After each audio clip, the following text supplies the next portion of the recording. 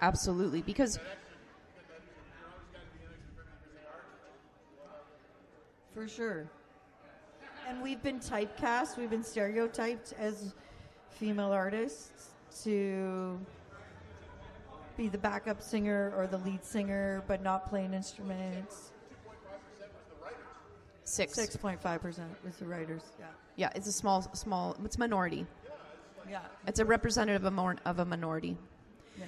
And I had the personal experience of like recording, and anything that I said was completely like it didn't exist.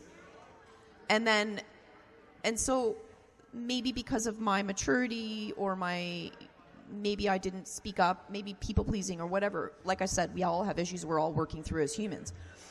But I found that that was present, and it affected me. It affected me for wanting to, talk about what I wanted to hear or what I wanted to do. It was a block. And so it not only was a block in that moment, but it became a block that I then had to work through, because you might like expect to see it or whatever. So it's, yeah. But all that being said, you keep going. You keep going. You're not keeping that in your awareness, but part of making your community is having colleagues that you have a good rapport with, so that you can converse about these things, bounce things off one another, and say, oh gosh, it's not just me. You felt the same. So you're sharing it. Yeah. Yeah.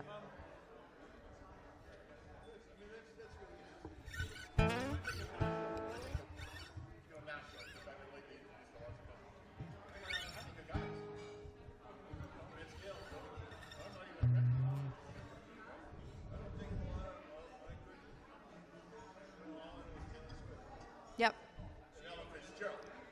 Yep. So I think that there's a couple different layers as well. So there's, community radio, or that would include universities, and have kind of the finger on the pulse of what's going on with the youth and the next generation up kind of thing. Grassroots type of stuff, that's always going to exist everywhere. Thank God. Like, support that every time you possibly can, because in my opinion, it's been the grassroots things and endeavors and projects and collaborations that have meant the most to me, like have been the most formative, have been available, accessible, and where a lot of those, chauvinism or whatever, like, that's not there. So there's grassroots, and then there's the next level, which is the DIY, where you're always pushing and pushing and pushing, and you're always blazing trails or whatever it is, right? And you're probably working a full-time job, which myself I am, and another one, and that too. So, but radio, like you're saying, when you think about Nashville, you think of, Vince Gill, and you think of all those names. That kind of radio is a whole different thing. That's funded corporately. So that's why I think there's such a discrepancy in Canadian music, is that it's like once the corporate world gets involved with your art, so much changes, right? So that's why I say, like, be careful what you wish for, because an artist like yourself, how would you feel if you're in corporate success music business and they're telling you what should be on your album, whatever? Yeah. Well, when I was working on cruise ships, it was for a corporation, and it's very different. Yeah. Okay, so how about I do, I don't even know what to do. This is Peace. PC.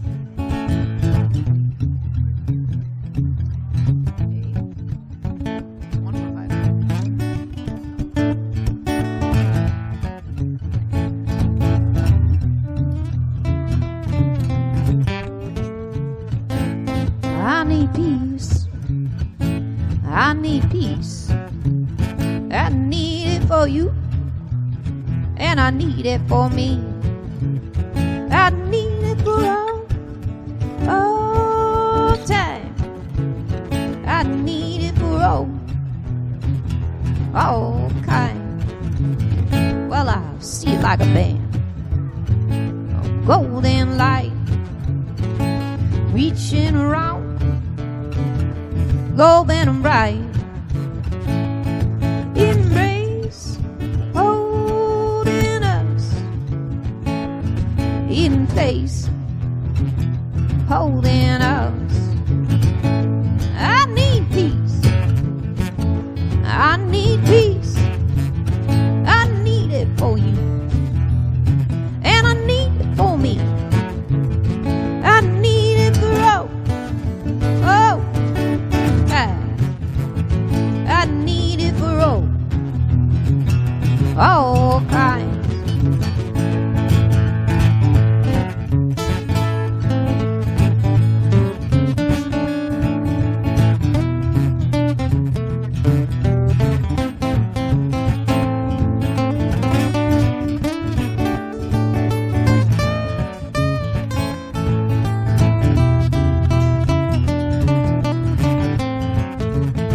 Will you cultivate an era of peace? Will you give away those things you don't need? Will you serve a higher call? Humanity, one and all. I need peace. I need peace. I need it for you, and I need it for me. I need it for I need it for all time. Well, seeds fall off our feet every day, and they lay in those footprints and wait to take hold of a fertile ground and become the fruit hanging around. I need peace. I need peace. I need it for you, and I need it for me. I need it for time. I need it for all kinds.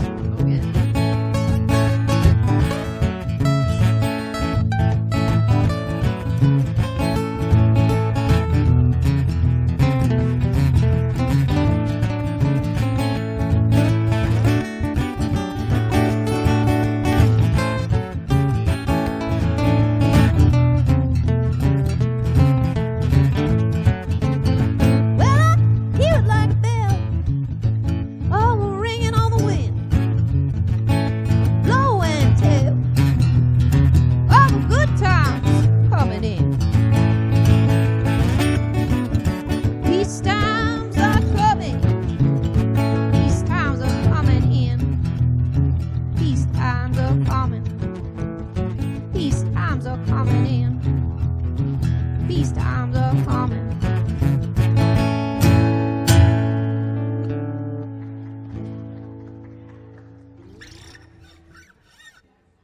Thanks, Mary. Musical heroes. Right now my hero is Chapel Roan. I'm not kidding. She's my hero. Nice. But yeah, I grew up on. I'm a big fan of Patty Griffin, who's you might not know. I love Sheryl Crow, and kind of grew up on a lot of female singer-songwriters that really influenced me. Sarah McLachlan, back to Carole King. And but it's evolved a lot, and it's ever changing. But I do put a lot of emphasis on the female songwriters that I listen to. So. Nice. Yeah.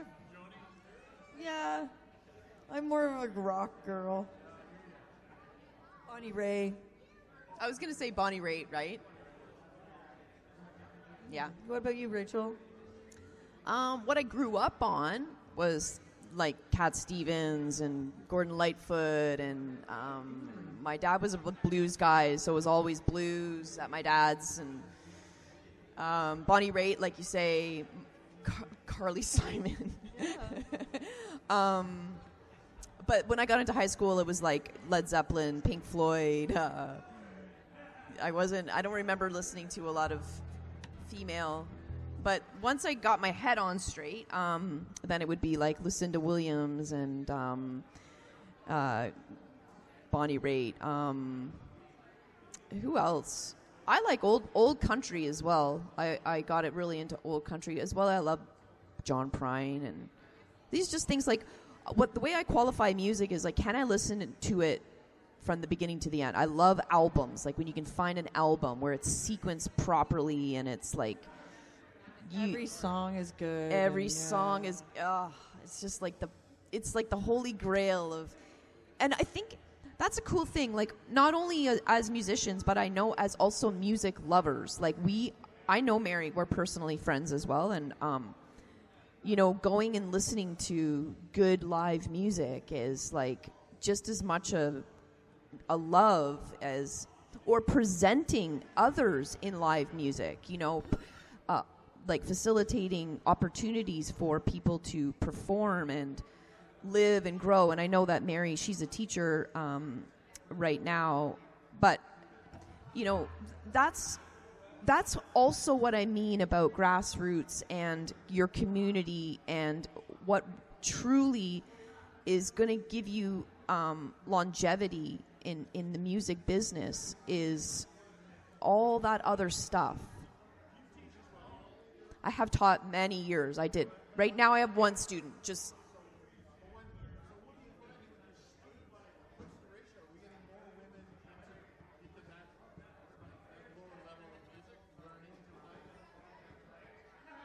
I definitely have more. I'm pretty sure I'm more female than male. I've never compared it. I do feel like I have more female students, maybe because I'm a female. But it's hard with teaching. Like, you've got maybe 10% of your students are serious. That's just the way it is.